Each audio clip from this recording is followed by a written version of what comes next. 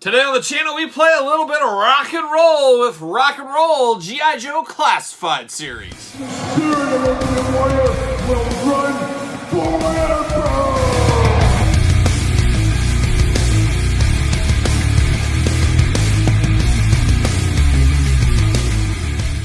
Welcome everyone, Kyle here, and welcome back to the channel for another G.I. Joe Classified Series unboxing and review. And today on the channel, we've got a little rock and roll with Rock and Roll from the G.I. Joe team. But for all your G.I. Joe needs and a whole lot more, make sure you're hitting up Big Bad Toy Store. Use the link in the description below. And today, Rock and Roll, an old favorite of mine, and I was always partial as a kid to Rock and Roll Part 2, like a young Gary Glitter. Well, better walk that back there. I'm nothing like a young Gary Glitter. Don't look up Gary Glitter. But Rock and Roll, the second version with the baseball cap, that was always my favorite Rock and Roll version. This one kind of melds those two a little bit in my mind here. And Rock and Roll got some tattoos. I guess he's getting with the times and everything. He's not surfing to the Beach Boys like he used to. But I'm very excited about this. And it looks like we got a new packaging style as well with this brand new Rock and Roll figure. So without further ado, let's do this review like we do all the other reviews on the channel. Let's take a look at the packaging. Let's talk about it. Let's unbox it. Let's talk about it. Let's see where it goes from there. We got a little Rock and Roll in this new packaging design. Very, very cool. I do like this packaging. If it's going to be plastic free, I do find this to be a lot better packaging and a better eye appeal to it than the previous ones with the Outback and Falcon and Crimson Bat that are on the shelves right now at your local Target.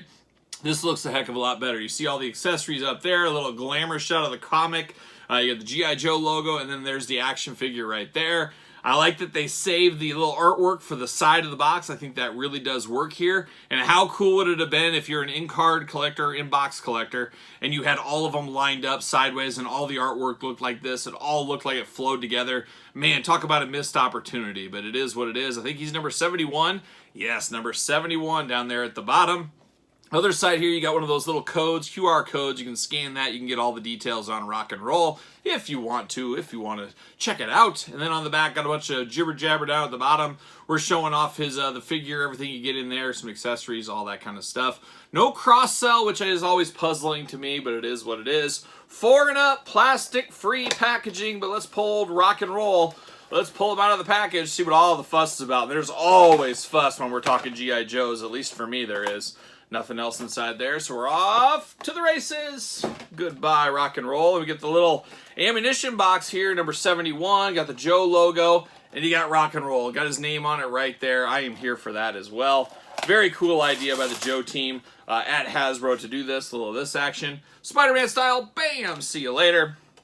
But I do like this, because you could save this. You can use it as a diorama. You can use it as storage. Choose your own adventure if you want to. We got Rock and Roll in the cardboard prison, I guess is what we'll call this one there. There he is locked in.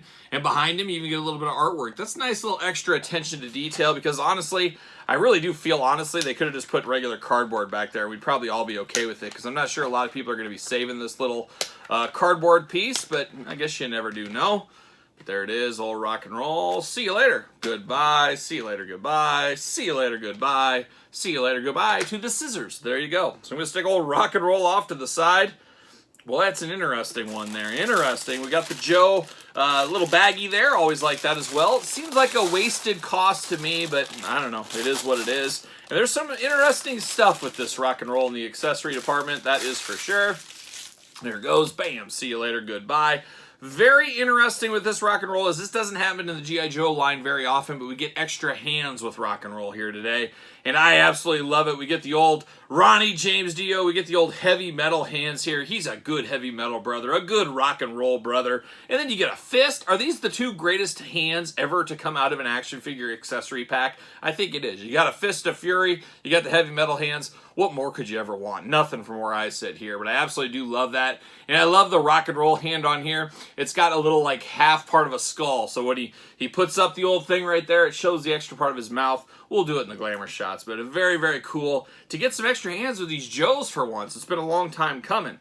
We do get a helmet for Rock and Roll, of course, original version of Rock and Roll in the 3 3/4 line back in the day. Definitely known for his helmet. We get a little tribute to the past, got a little hang 10 on the helmet. Like I said, he was a surfer back back in the day.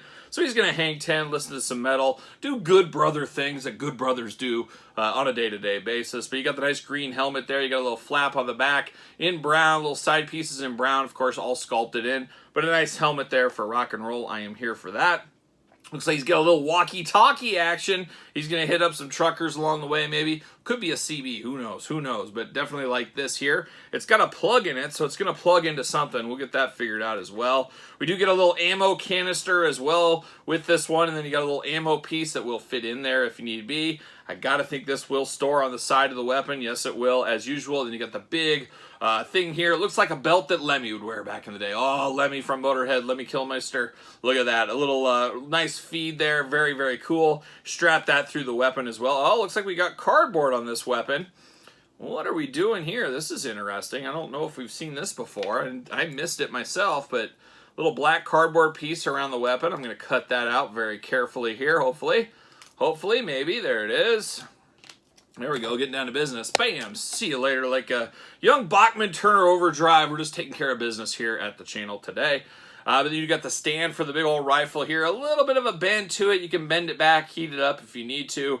Of course, you can store the ammo on the side. This is a big, heavy-duty gun. Of course, he was kind of, him and Roadblock were the two heavy machine gun guys way back in the day, in the original G.I. Joe days, at least for me in my playing days. But I do like this. This is on point for rock and roll. This does make sense for rock and roll. A good weapon there, all in black, of course. Nice handle at the top. He can carry it around if he needs to. And then we do get a little sidearm piece for him as well, and I do think every Joe should have one of these, and you can store it on the side of his thigh as well. All in black, little pistol, looking good. I am here for that. There's the ammo canister. So that is all the accessories we got for rock and roll. Now we're going to dive in, see what old rock and roll is up to, and he's up to a lot of things, and including heavy metal, of course. Start with the head sculpt here, and immediately when I look at his head here, he reminds me of Josh Barnett. Of course, mixed martial art legend Josh Barnett. He looks a lot like the babyface assassin. I don't know, maybe that's just me.